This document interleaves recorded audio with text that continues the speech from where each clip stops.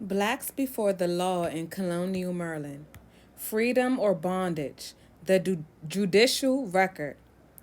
The statutes of colonial Maryland established an absolute equation between blackness and slavery. In the words of Maryland's first slave law, passed in 1664, all Negroes and other slaves already within the province and all Negroes and other slaves to be hereafter imported into the province shall serve durante vita. The blackness equals slavery, precept and reenacted several times thereafter. Much is made in historical literature about the legal status of blacks as cattle, indistinguishable, I can't even say that word, from cows and sheep, and so far as the law was concerned. But statutory law only reflects how certain people in the society, usually the privileged class, think things should be an idea world. Reality oftentimes betrays a great disparity between itself and the way some people would like things to be. So it is with slavery in colonial Maryland, although the statutes prescribed lifelong servitude and chattel status for blacks. There was also implement recognition that blacks were human beings and, in some cases, had legal means to freedom. A common law tradition which recognized these factors involved. An example, has to displeasure of Almighty God and to prejudice of the souls of those poor people, slaves, neglected to instruct them in the Christian faith. The 1671 law stated that baptism and Christianization of blacks would not be grounds for their manumission. A clinical imperception of this law would hold that its real purpose was to attract more slave labor to Maryland by removing a troublesome obstacle, namely the long filled English notion that only non Christians would be enslaved. No doubt that objective played a part in the law's passage, but can a clear reference to black slaves as people with souls be ignored as mere window dressings?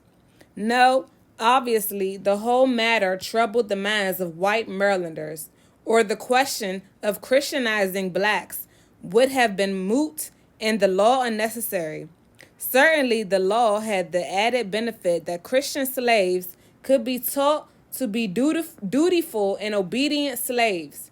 Therein lie the implement assumptions that slaves were different from cows and sheep. No Maryland law ever provided for the baptism and Christians' instructions of livestock. While statutory law helps us somewhat to understand the legal status of blacks in colonial Maryland, it is really only a point of departure. Case law, on the other hand, provides a closer look at the legal dynamics of race relations. The numerous surviving freedom petitions filed by blacks and mulattoes, for example, showed that despite a clearly stated statutory presumption that blackness meant slavery, they're involved in Maryland. They're involved in each case on its individual merits and to grant petitioners their freedoms with the evidence warranted it. Starting here with our land, we own over 250,000 farms with 20 million acres of land worth 500 million. We are owed so much. 40 acres and a mule is not going to be enough for us. It's not going to be enough. Voting is not going to change anything.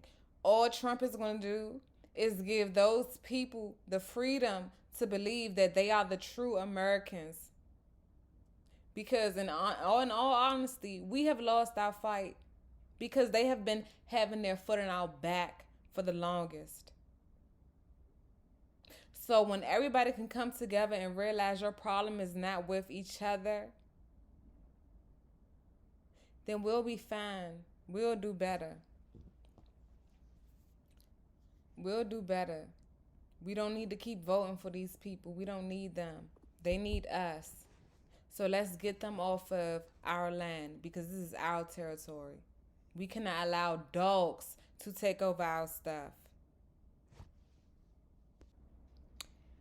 The nerve of these people to use a religion in order to steal our land from us.